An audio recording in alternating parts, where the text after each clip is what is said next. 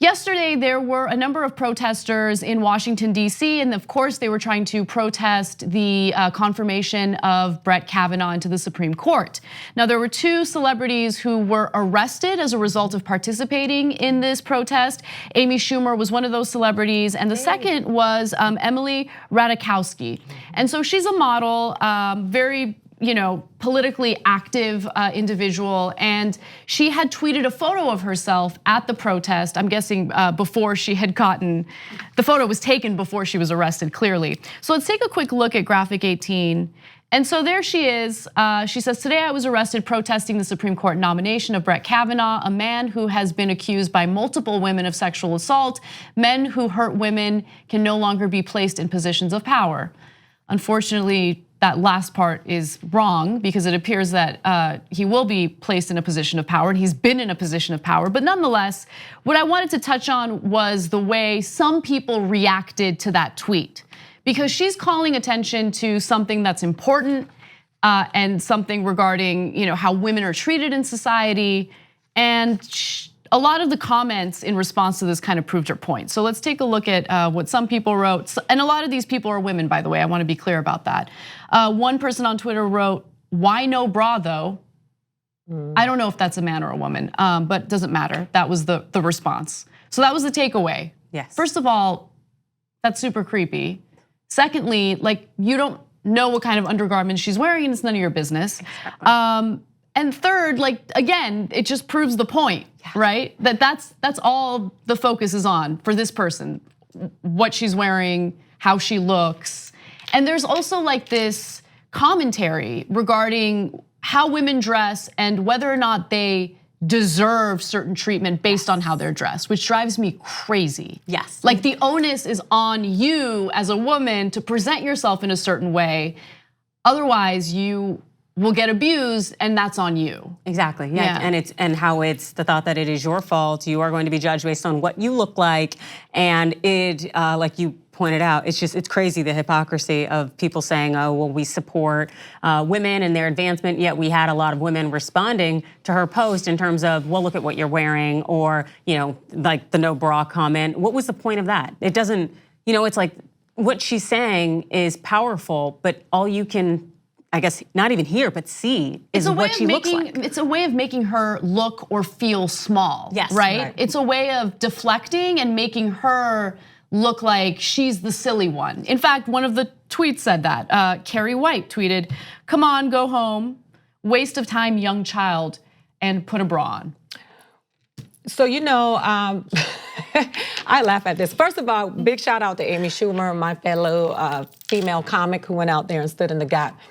What really has been alarming to me about this is the miseducation about what rape is, the messaging that is being sent to our young people, young men who have been, Donald Trump saying it's hard to be a young man, or whatever. All of this messaging is just carrying on this toxic masculinity and this rape culture on for the next generation. Women self-hating, women who don't support other women, woman on woman hate.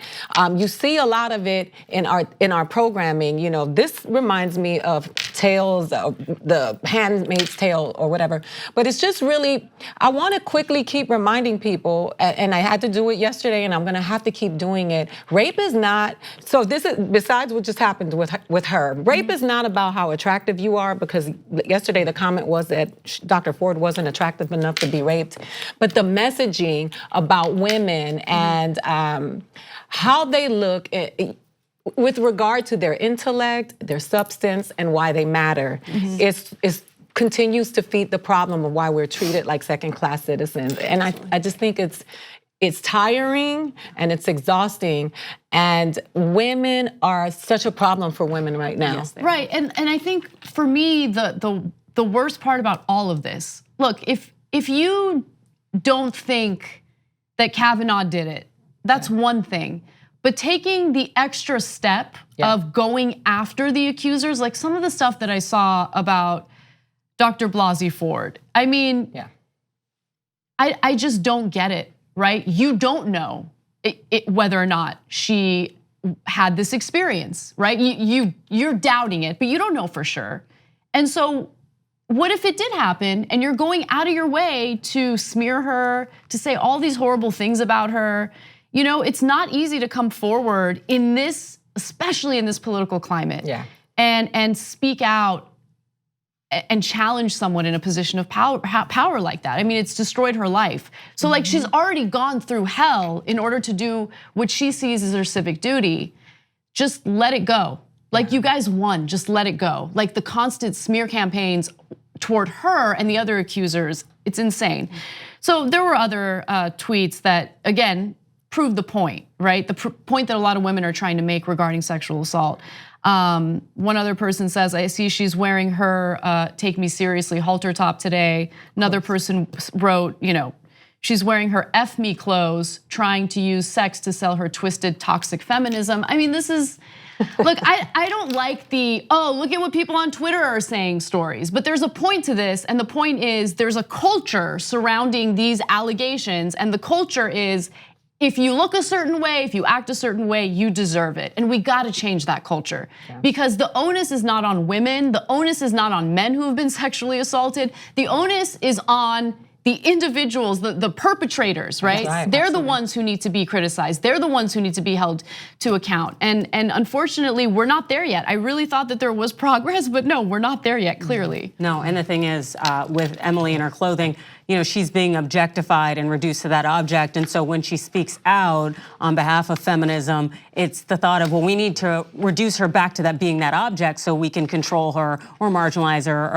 And it's funny because it almost dehumanizes you because as they reported in Washington, D.C., it was 88 degrees and like crazy humid. So what would you wear? If you're male or female, so part of me is like, you're almost taking away her humanity by saying you need to cover up more despite the fact that the environment in which you're in, you would look silly in a trench coat. But you're essentially telling her to cover, it's all of it is nonsensical, but by the lengths that individuals will go, male and female, as you pointed out, it's so unfortunate how it continues to reinforce that culture. And by the way, there's also, I think that it's important, of course, to focus on the Brett Kavanaugh part of this. But I think if you look at the broader picture and how our society views issues of sexual assault and rape and how dismissive we are overall, you'll see like, yeah, this was to be expected. This outcome, I was so naive to think that there would be justice in this outcome. But like, look at the way we deal with prison rape, rape in our military. And I'm talking about scores of men who have been raped and sexually assaulted, and our society doesn't care about that. In fact, they're stigmatized even more because they're men. And so marital rape, of course. I mean, this kind of stuff. I mean, our lawmakers refuse to take up legislation that would actually do something about these situations. Yes, that's correct. And so, how are we going to expect the very same people to go out of their way to protect women who have come forward against a man in a position of power? They won't even do it when it comes to allegations against the powerless. I felt really bad for her because when I watched her, I'm like, she's sitting before a bunch of men who are a reflection of the very man who assaulted her or allegedly assaulted her. So that had to feel a certain way because you could feel it from them. But you know, I like I said, I'm really tired. Because I can say those things and I don't apologize and I don't care. A lot of the women who are criticizing the girl in her halter top probably wouldn't look good in the halter top, which is why you're trying to make her feel bad for it. And yes, I said something that ridiculous and ignorant because that's exactly how that sounds. But those are the people who are always sending tweets to someone like me saying, you saying bad words is not funny and why are you wearing that? You know, that puritanical thinking, like that everybody adheres to your personal beliefs. Like, how dare you? I'm tired of women doing this to other women. And the problem is that the chickens always come home to roost. So all of you who are basking in this victory will feel the pain of it later. I guarantee you. So I hope that you gear up for what's to come because when they say women, they don't exclude the ones who they think are the ones that are allies. They mean all of us. 2 easy ways to follow the Young Turks. One is hit the subscribe button down below. Then you're a TYT subscriber. And second is ring the bell. And when you do that on YouTube, you're notified of our videos.